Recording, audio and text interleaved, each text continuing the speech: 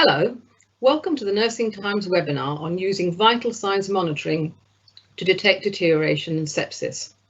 My name is Catherine Godfrey, Practice and Learning Editor at Nursing Times. As we know, earlier detection of deterioration leads to better outcomes and lives saved, so this is a very important topic. A big thank you to Hillrom, our educational partner, for making this webinar possible. We hope you'll be able to stay for the whole discussion. If not, the webinar will be available on demand on our website at nursingtimes.net. Joining us today are four speakers who are experts on this subject: Dr. Ron Daniels, Karen Nagalingam, Sian Anakin and Laura Williams. To open this webinar, each of them is going to give a short presentation on the importance of vital signs monitoring in detecting patient deterioration. Then, to widen out the discussion, we're going to explore this topic further with a question and answer section. First to speak is Karen Nagalingam, who has two job roles.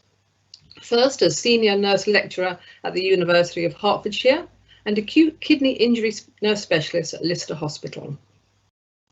Karen is also the author of the Nursing Times Learning Unit on the deteriorating patient, which we are pleased to announce has been made free to access in partnership with Hillrom, and you can find it on our website.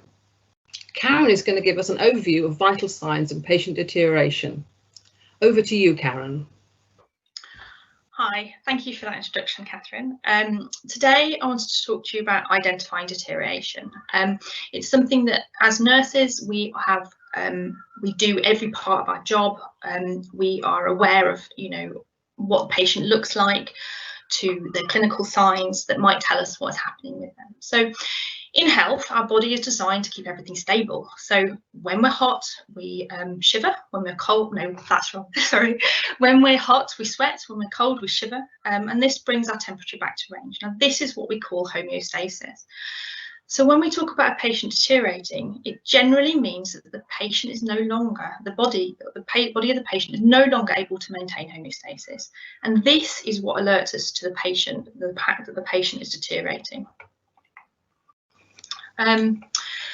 So if we break it down, so if we think about things like breathing, as I'm sure you're aware, it's a very, very important clinical sign. It's also very difficult to measure, but it is vitally important that we get this right, because it's actually one of the key indicators that this person may be deteriorating and becoming unwell. So a rise in breathing rate could indicate things like pain, anxiety.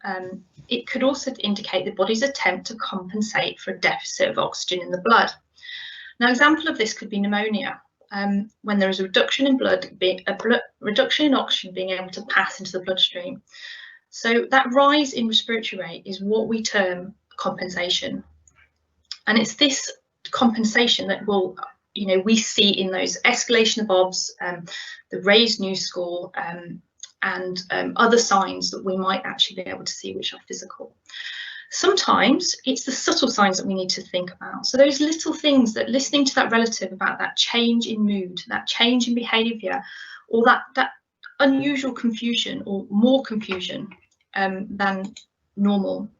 So in healthcare, we assess all the time. So we're looking for clues that there may be a problem with this person. So how do they sound? Is there any sound from their breathing? Is there any wheeze, any ruckling? What do they look like?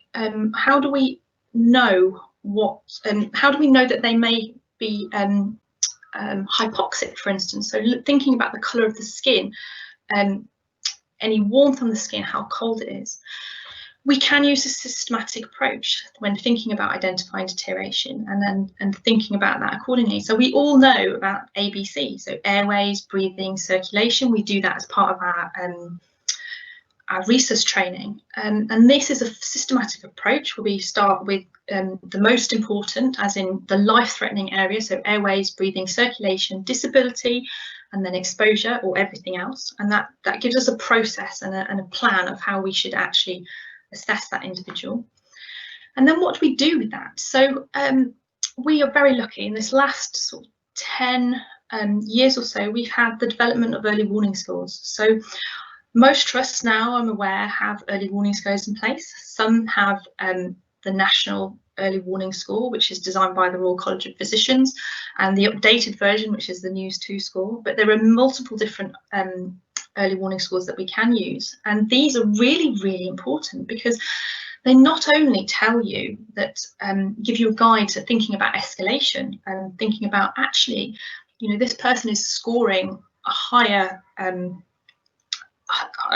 is scoring on, say, respiratory rate or blood pressure, and then having the ability to think, this is what do I need to do about it.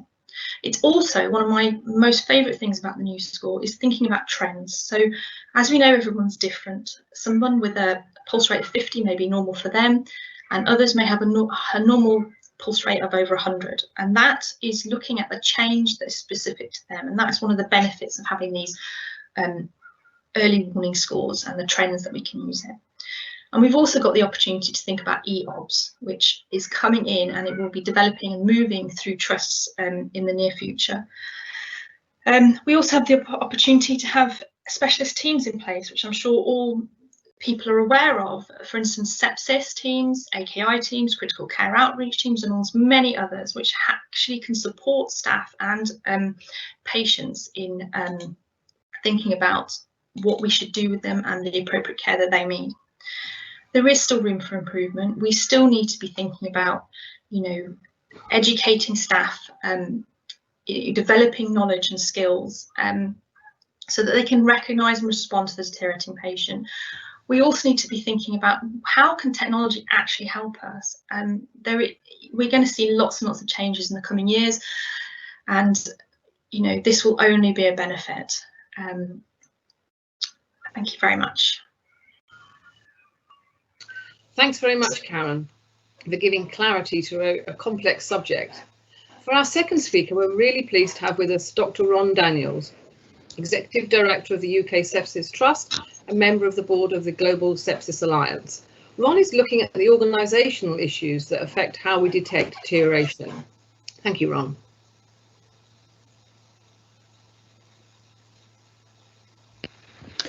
Thank you so much, Catherine, and thanks for the kind invitation to this important event. I think that the first thing to say is I'm a pretty simplistic kind of clinician when it comes to deterioration, and really I tend to categorise it into the sudden deterioration, the acute deterioration, which typically, not exclusively, is a result of an established underlying condition and might result in a sudden and often unavoidable, for example, heart attack, cardiac arrest, stroke, and so forth. And then the far more common gradual deterioration that we as an organisation should be able to detect. And they're often impacted on by our actions or inactions. And some of those actions are pretty obvious, and medication error being one simple example. But just as iatrogenic, just as causal, is the failure to apply proper attention to nutrition, to hydration, to input and output, leading to a gradual deterioration, often electrolyte disturbance and sequelae. Similarly, infection prevention and hygiene and infection prevention strategies can of course give rise to sepsis. Now, sepsis has been likened to fractured neck of femur in terms of an organisational thermometer. So we're accustomed to looking at fractured neck of femur pathways in acute trusts as an indicator of the efficacy of their non-urgent surgery pathways. Sepsis is similar. Sepsis can be a hallmark of deterioration. It's of course very prevalent. We estimate that 245,000 people every year develop sepsis in the UK, with 48,500 people tragically dying. Now, 80% of sepsis is community acquired, but typically, not exclusively, those patients end up deteriorating in hospital, and 20% is hospital acquired. And we need to consider both holistically in any improvement programme in hospitals. So we're talking today about observations. We're talking about the National Early Warning Score, now in its second incarnation in the UK, News 2, which of course is in use in several other countries as well. No one pretends that any early warning score is perfect, and it's illogical, for example, that we apply the same blood pressure threshold to a 20-year-old athlete and an 88-year-old with cardiorespiratory disease. But the beauty of News 2 is it's applicable, It's evidence-based, it's consistent, and it provides a common language with which to assess deterioration. Now, of course, if you as a nurse with several years clinical experience under your belt believe that a patient is critically unwell, even if their News 2 score is not reaching a trigger threshold, you should nonetheless act. News 2 there is an adjunct, it's to empower you to act. And we have to remember that the escalation is just as important as the measurement. Karen's talking about technology and how technology can help us in this process of accurately recording observations and accurately transmitting those observations to the actors in the system, the people we might refer to. We've heard of sepsis teams, AKI teams, critical care outreach teams, medical emergency teams, and so forth. That action is hugely important and technology can help there. But it's not just about that. If we think about the minimum standards for observations in acute trust, we typically expect a minimum set of observations to be recorded every 12 hours. Now, a lot of deterioration can happen in a 12-hour space. And if we can embrace technology, including perhaps in the future even wearable technology, to reduce that frequency, maybe even make observations continuous and palatable to the patient, that can only add to safety. But what tech can do right now is to reduce transcription error. So it can make it easier for the nurse, for the HCA to record the observations. It reduces the error in transcribing that observation onto the chart. Now, whether that chart be paper-based or whether it be electronic. And I can see increasingly we're going to move towards electronic recording of observations with reduced transcription error and electronic transmission of observations. And several organisations now, their critical care outreach teams or equivalent, have a dashboard where they can remotely view News 2 scores across the entire organisation. They can identify the trend of change, the rate of pace of change for individuals, and divert their resources appropriately to that individual. Such technology can be scary. Any change is scary, but it's got to be safer than focusing entirely on paper-based observations. So it's important that we measure News 2 scores. It's important that we communicate them and escalate them reliably. It's important that we understand their limitations and not be evangelical about News 2 scores. They will iterate over time, they will get better over time. But right now, it's the best thing we've got, and technology can certainly be of huge value in reducing observation recording errors and observation communication errors. And that is a key area of patient safety. Thank you. Thank you very much, Ron. And we look forward to hearing more of your insights during the questions and answers. Next, we welcome Sian Anakin, who is a sepsis nurse practitioner at Dudley Group NHS Foundation Trust. Sian will be exploring the role of the nurse and the need to be proactive. Thank you, Sian. Hi, thank you for inviting me. I think it's important to think about the role of the nurse within the organisation itself, because potentially the individual can only do their best job if we've got everything right within the organisation. So Ron's already mentioned that we have lots of sort of emergency teams in some hospitals. So you may have things like critical care outreach hospital at night, a deteriorating patient team, a medical emergency team, and various specialties going on. But realistically, what we actually need is these teams to sort of hone together and no longer work in silos, but to actually work together as one thing. This in turn will actually mean that we get that early recognition and that escalation to these patients appropriately. We also need various sort of structures within the workplace as well. So we need the relevant policies and guidelines and SOPs to give us that appropriate escalation procedure. We've got things like news and pews and meows, but we only have a national news for adults. We don't have a national early warning system for paediatrics yet, or for maternal patients, so there's still room for improvement within that. So what happens is each hospital works on their own local one, or potentially a regional one. It's making sure that we actually have the appropriate staff in the bed space, but they also have the keys that they need. So the tools like the appropriate training and the equipment and potentially the technology as well. But we have to have that governance and that quality assurance. So you need to have that sort of audit process going through with that external auditor or sort of CQC and CCG keeping an eye and making sure that each hospital is hitting that standard. if we've got all that sort of thing in place, we then also need to make sure that we have the ability to look into things when they go wrong, so sort of a DATEX or incident reporting type system. And it's making sure that actually when things are looked into, the feedback reaches back to the shop floor. Because if the staff concerned don't get feedback, then we don't learn from it and we don't get to improve. But no matter how much technology we have, you still cannot replace that human factor of having the nurse in the bed space or the individual assessing that patient. And Karen mentioned the importance of doing an A to E assessment. And I think within that, it's making sure that we actually do that appropriately and make sure that we count the respiratory rate for a full minute, for example. We actually don't necessarily just look at the heart rate on screen, but we feel the patient's pulse. You get so much more information with hands on that patient to feel their temperature, actually feel whether they're cold or they're clammy. And you can find out so much more by actually observing that patient. A lot of nurses will talk about that gut instinct, that gut reaction when you've walked into the room. It doesn't matter what technology we have, you can't actually replace that parental concern of this isn't my child normally, this isn't what they normally look like, I'm really concerned. And we have to remember that healthcare professionals have that same concern. We've all had that patient that on paper, their observations are still ticking along quite nicely, but it's not the same patient that we were looking after 10 minutes ago. And I think we have to have that ability to escalate that healthcare concern and use appropriate communication tools such as SBAR can mean that we can be that patient's advocate.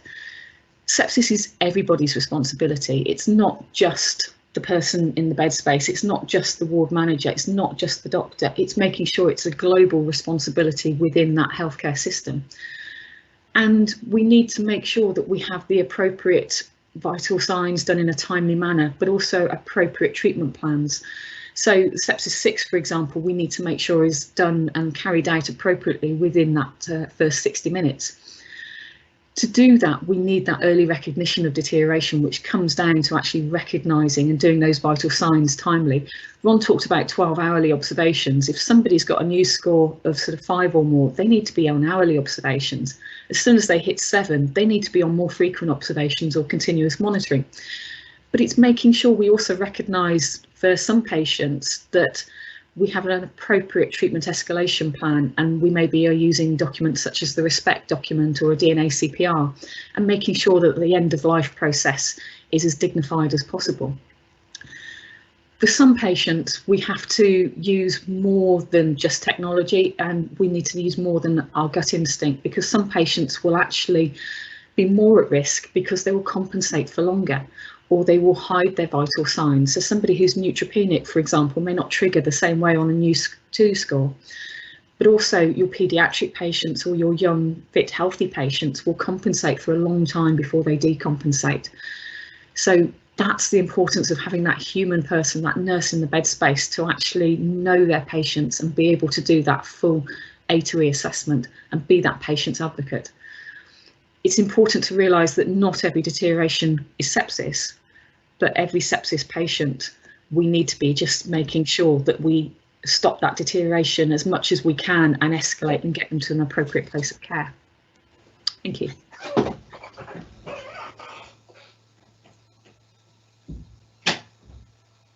Thank you, Sian. That was really interesting and gave us some really useful insights. And last but not least, we welcome Laura Williams, who last year survived sepsis. Laura works as a podiatrist, so it'll be interesting to hear her insights into care delivery, as she'll be able to see both sides, that of the patient and the health professional.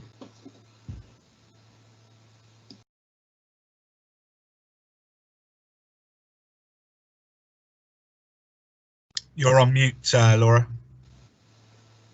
Yeah, no, I had unmuted myself. Don't know what's going on.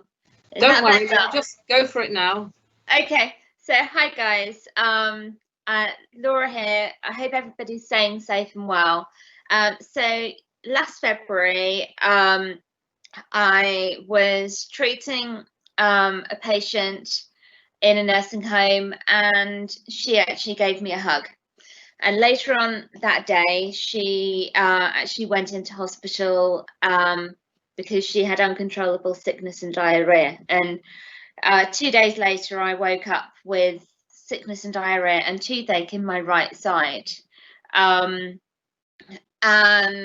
this is actually quite important, because I actually just thought that I had caught this bug off my patient, but it actually turns out that it was the start of a downward spiral, because 2 days later I woke up with no neck. As you can see in the picture at the top on the left, I don't look very well. I had woken up at 6:30 in the morning with no neck. I found it really difficult to breathe, but being the typical healthcare professional, didn't actually want to put any more pressure on the NHS, so I decided that I was going to go to the doctors. But the one big thing is I'm actually asymptomatic. So the night before, I had just felt a little unwell, and I had none of the major swelling, and it just actually reiterates what Sean and Ron were both saying about the fact that things can deteriorate really quickly and you need to follow your gut instinct. So I went to the doctors. My blood pressure wasn't excessively low, my temperature wasn't excessively high. However, he was saying something wasn't right because I was finding it difficult to breathe and all of that kind of stuff.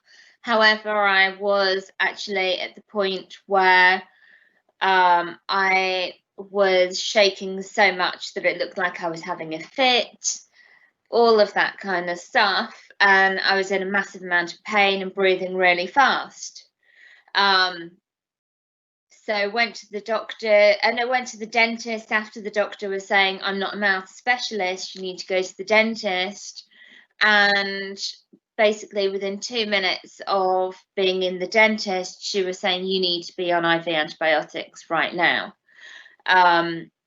So we got to the hospital. My mum and dad took me because they are doing work at the Royal Sussex County Hospital. So there was no car park, and it would have taken extra time to actually call the ambulance. Within 2 minutes of being in the hospital, I was being seen by triage. The MaxFax team were with me, and within 5 minutes after that, I was having an X-ray. Then back about 5 minutes later on IV, my bloods were taken, all of that kind of stuff. So it just shows how important the sepsis 6 really is. And I was on a bed for about 5.5 hours before going down to surgery, and that was where you took the that's where the photo at the top was. It was just about 5 minutes before going down. But after I'd had a CT scan, because I have a bone anchored hearing aid, so I couldn't have an MRI. So because my throat was so swollen, they actually had to do the intubation down my nose while I was still awake, which was not nice.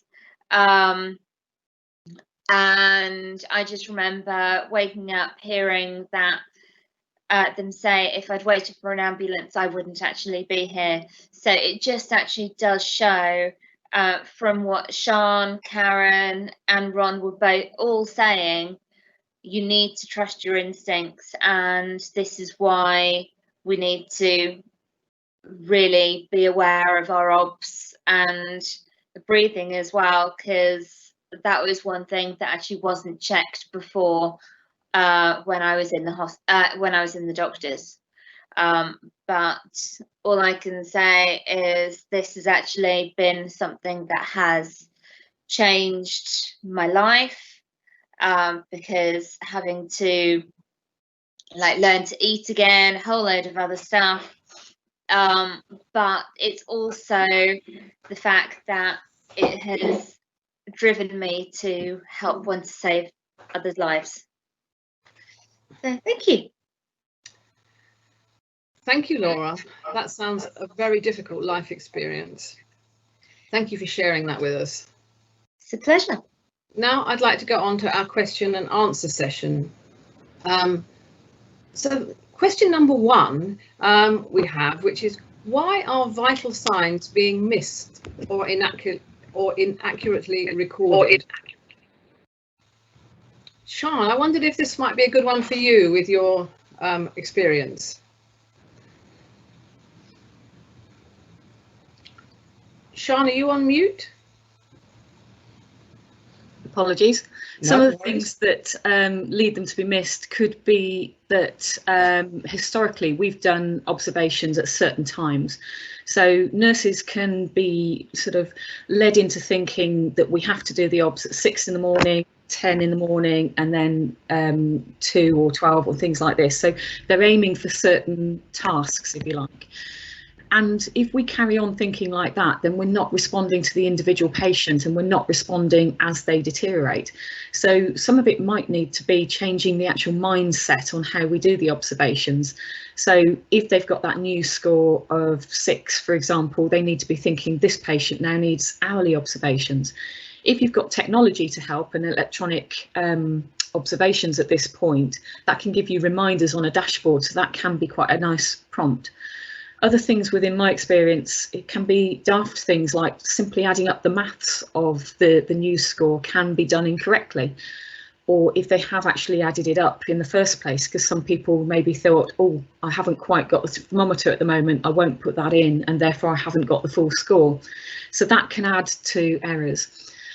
Traditionally, I've seen people round in different hospitals writing the observations down on the back of their glove and then going and writing it on the chart or putting it onto the computer. That can cause transcription errors. So what we need to be thinking of, actually looking at that patient at that time, writing down the obs correctly, and then making sure that we actually do escalate with the appropriate score, because that's where things can go wrong as well. I don't know, Karen, whether you've had similar experience within this. Yes, in terms of, I mean, there is a real issue with sort of the transcription and getting that right and recording it accurately, especially if you don't have the device at hand, as we've seen with recent COVID measures, when we've been unable to take what we normally do to the patient to measure at that moment in time, and then having to leave, degown, and potentially, you know, not record the observations accurately as we would necessarily need to do so. Ron. Yeah, I was just going to throw something out there. And of course, at the moment, we're talking about observations from the perspective of acute trusts. It's recognised that News 2 has application also in nursing homes and in the community-based settings. So I think we need to consider that as well. But I do wonder whether there might in future be a role for clinical commissioning groups in this, in terms of commissioning improved provision of monitoring, observations, recording and escalation. I think the days of seeing the paper-based reporting, the days of seeing infrequent observations as a gold standard are probably gone. And I think we need to grow up a bit and look to how we can improve things for the future. Thanks, Ron. Actually, that leads on to our second question, actually, which is, how can vital sign recording be improved? Which is an essential question on what role can technology play in that. I'm thinking, Karen, I thought you might have some thoughts on this. Well, I mean, Ron did a really good discussion about News 2 and the role of EOBS and how they're escalating. But I'm very excited about technology, and you can see, you know, there's so much room for development in what we do, and using technology to actually develop how we manage patients and escalate them. I mean, wouldn't it be wonderful if actually, you know, not just those patients in ITU, but those patients on that ward can actually have, once they have those measurements done, that blood pressure, that actually it just talks to the device that we are using, so that blood pressure is automatically uploaded. I mean, I mean, I love technology, and I don't want to take any emphasis away from technology, but we do need to remember that actually it isn't, we do still need that human touch. So just backtracking slightly, you know, it would be fantastic to have this immediate transmission of observations and things to a device, but, you know, taking that pulse, you know, holding that patient's hand and feeling their colour, their pulse rate, the rhythm, the rate, the depth of the beat, and also how, you know, the temperature of their skin. It gives us so much information. So I mean, I think we definitely need to be incorporating technology into what we do, but we do need to keep those basic nursing skills that we you know, pride ourselves on there. I mean, other things I want to say, you know, moving away from news, you know, there's room for ECGs, you know, and having that ECG and having that immediately uploaded to handheld devices of the medic or the nurse looking after them would be fantastic. I mean, that may be available in some places. I mean, in my role, we have I'm very, very excited, immediate recording of raised creatinines. So I have an AKI alert that actually is up to date by the minute. So I know that that patient is a stage 1 AKI, stage 2 AKI, stage 3 AKI, and I can prioritise my workload. You know, so there's lots and lots of applications for how we can move forward with this. And I think over the next few years, I'm sure we'll be seeing lots and lots of development in this area. Thank you, Karen. Would anybody else want to add in to, oh, yes, Sean, you go first. Sean, could you unmute? Within my role, we have the ability as well to have a deteriorating dashboard, so we can see every patient within the hospital that is triggered on whichever type of early warning score they're on. So we look at the adults and the maternal patients as well as the paediatrics. And that means we have the ability to actually be proactive in looking for those deteriorating patients before necessarily people have bleeped us to come and see them. So technology can actually help you with those alerts like Karen's talking about with the AKIs as well, and get the right people to the right place, and that can make a big difference. Thanks, thank you. Ron, you wanted to say something, I think, on this. Yeah, no, I did want to echo Karen's point. Well, certainly in normal times, the laying of a hand by the HCA or nurse on the patient to help with recording observations, and the additional information that brings. And we need to remember in this conversation to include carer or health professional concern as well as relatives' concern as a critical point in identifying who's sick. But just to reassure Karen, and she knows this, that the biosensors aren't yet at the level where wearable technology can reliably replace that nurse or replace the HCA.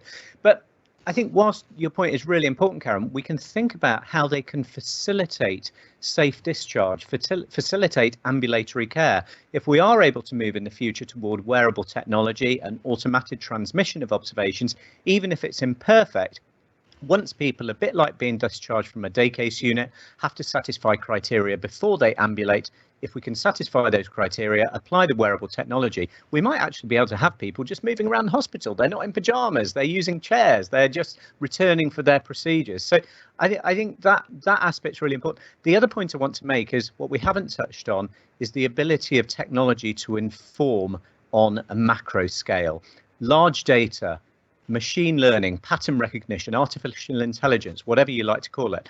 I've described earlier that News 2, no one believes it's the single most important, unchallengeable tool for identifying deterioration. But what if in the future we could embrace technology to input, this is an 18 to 24-year-old with no comorbidity. This is their deterioration blueprint. Let's look for that. This is similar for an 88-year-old with cardiac disease. That's the real power of technology here. Oh, thanks. That's a fascinating insight into the future there. So why do we place more value on some vital signs than others? For example, respiratory rate is often omitted or estimated. Why does that happen? Laura, I think you were going to talk about this one, or? 1 minute. 1 minute. I don't know if I've unmuted. It says that I have. Yes, you have. Okay, wonderful. Something that occurred in your case, respiratory rate was a big issue for you, I believe. Yeah, respiratory rate actually wasn't taken when I was at the doctor's, and it's also the case that I'm asymptomatic usually anyway. So these are the big things, like when, like, I actually honestly think that if my respiratory rate had been taken with like pulse and stuff like that. So like actually done at the same time, so you could actually feel when you're actually taking the pulse. I actually feel that I probably would have been sent to A&E a lot sooner.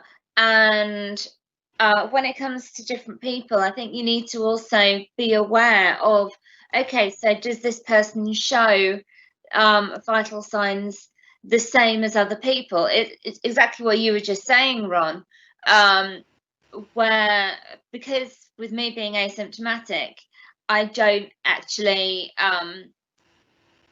really show any signs until things get really bad, and like my inflammatory markers don't come up very well, and because I'm celiac, and all of my doctors are like, yeah, you can see from other signs, but my inflammatory markers come back negative.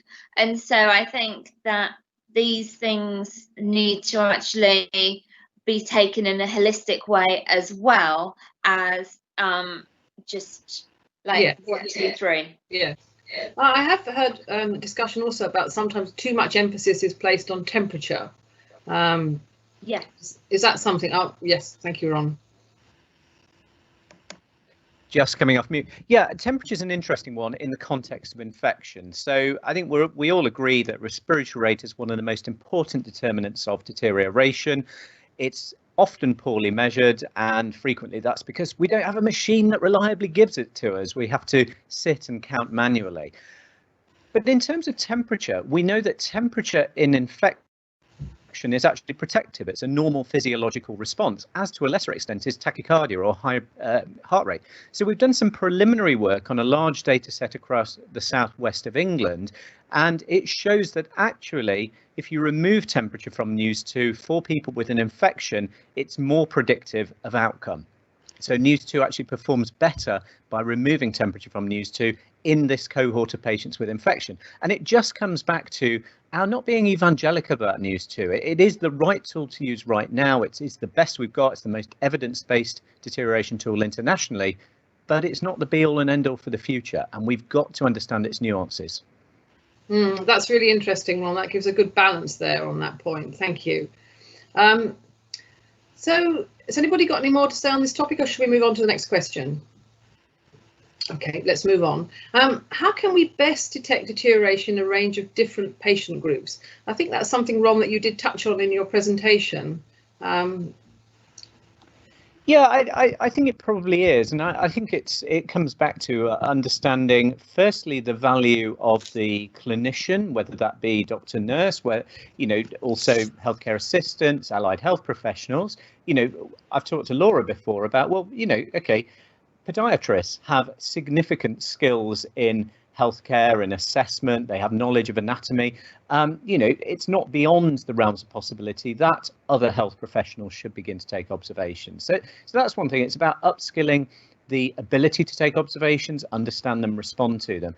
The second thing is, just comes back to my point around, we need to understand at cohort levels, not quite individualized levels, but cohort levels, what bad looks like. And bad is going to be very different for the 88-year-old compared to the 18 to 20-year-old in most circumstances. And similarly, the condition causing the deterioration is going to impact on the observations. So I think as time moves forward, again, it just comes back to understanding that patients aren't homogeneous. There's a lot of heterogeneity there, and our ability to detect deterioration in time will need to reflect that. Thank you. And I think, Karen, did you want to add in something there in about people of colour and how that is an issue? Yes, I just wanted to say, you know, we have a lot of discussions about this. You know, how do we pick up somebody who's pale with people who've got darker skin colours? And I think it's really important to be aware that, you know, what we look for is different in different groups of people. So thinking about that pale tone, you know, that grey tinge to the skin, you know, assessing mucous membranes to see, you know, the colour, the you know, is it pale, is it red, is it oxygenated, may help us think about, you know, different ways of measuring, not the clinical observations, but the pallor, the oxygenation of the blood, the cyanosis.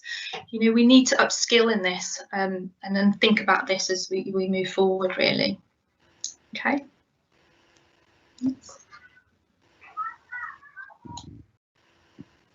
You're muted, I think, Catherine.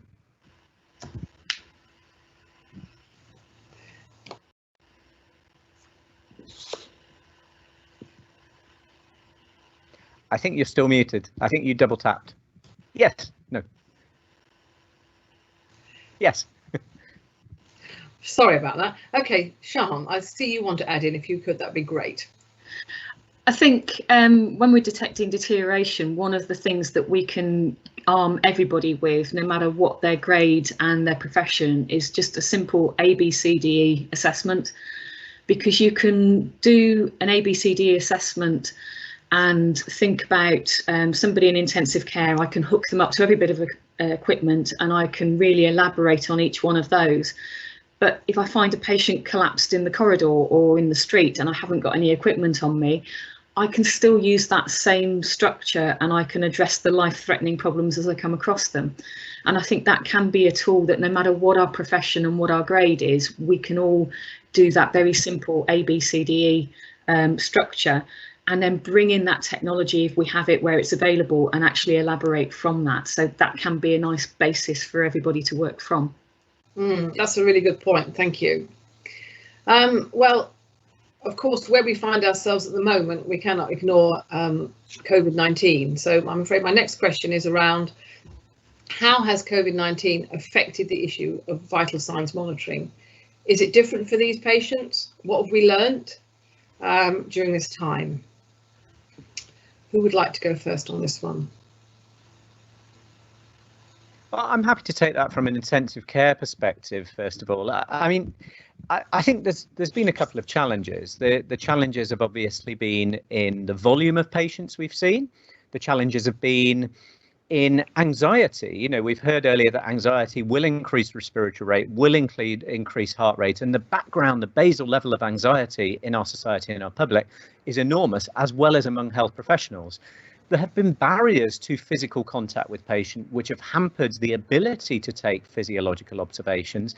But then, of course, there's what we know about the condition. There's the disconnect between the low blood oxygen saturations, which, as we know, is one of the factors including in News 2, and their symptoms. And we've learned over time that actually in the early stages of the pandemic, we were probably putting people on ventilators too quickly because we were looking at their numbers, we were looking at their blood oxygen levels, their oxygen saturations, and we learned over time to focus instead on their symptoms, their fatigue, their respiratory rate, how they looked as a clinician. So I think it's taught us that clinical acumen is more important than perhaps we thought. Health professionals like hard signs, they like numbers. We don't like the soft signs, which is, when I was a house officer, I would jump out of bed and run if I heard a particular Scottish nurse saying they just don't look right, because that nurse was always correct. They were seriously unwell if she said they just don't look right. We need to get back to embracing that and learning how to capture that in our systems. That, for me, is what we've learned from this pandemic. That's really useful. Thank you. Anybody else got reflections from COVID-19? Karen. It's only a brief one, really. I think it's, and I don't know what everyone else thinks about this, but it's the rapid deterioration, sometimes, from someone presenting and being relatively stable at that point to deteriorating within a matter of hours, and is quite difficult. And I think it can be quite, having those skills and knowing when to escalate and having that, I think people got very good at it towards the end of knowing when this process was happening. So I think learning from that is thinking about what you think might be going to happen or happen, and activating those pathways and those specialist people, specialist teams, medics, etc., to come and support you. I mean, on the other aspect, when in your gowns and masks and visors, it is difficult to get that patient connect, especially, you know, trying to feel their skin, the temperature of the skin when you're wearing gloves, can be off-putting. You know, it can be very difficult to do that. But I think, you know, we've had a lot of experience over the last few months, and you know, a lot of education around what we've done. Hopefully that will be it for the future. Let's hope so. Let's hope so. Thank you, Karen. And let's come to our final question, which kind of references some of the things that Sian was talking about earlier. What more can be done to recognise deterioration outside the hospital setting, care homes or community? How can we raise public awareness, and whether the World Health Organization declaration has been helpful and its role in the future? Sian, I wondered if you wanted to look at this one. Yes, thank you. I think one of the key things in deteriorating patients within a hospital is for us to be able to get them to the hospital in a timely manner. And certainly in the case of sepsis, if you speak to a person in the street and you ask them the signs and symptoms of a heart attack, most people could tell you some signs and symptoms and tell you when they need to seek medical advice. Ask them the same question about sepsis, and not everybody can tell you when they need to seek that medical advice. So what we really need is the likes of the government to get behind a big, nice campaign so that we can actually raise that awareness. Now, with COVID, you've had a lot of sort of awareness in coughs and temperatures and things. So people are starting to think a little bit more about their own health. So this is absolutely the right time to give them more information and give them those tools of where they can go and how they can seek help.